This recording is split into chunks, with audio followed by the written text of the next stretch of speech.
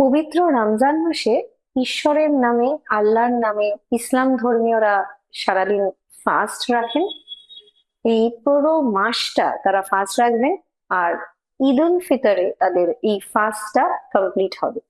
তো তাহলে এই সময় এই ফাস্টিং টাইমে কিন্তু অ্যাকচুয়ালি তিনটে প্রপার মিল হয়: সেহেরি, দেন ফাস্টিং শুরু, আর তারপরে ইভিনিং এ ইফতার ব্রেক, আর তারপর ডিনার খাওয়া হয়। তো তিনটে মিল খেয়ে অনেকেই এত ভাজাভুজি তেল মশলা খেয়ে কিন্তু ওয়েট গেইন করে ফেলবেন না।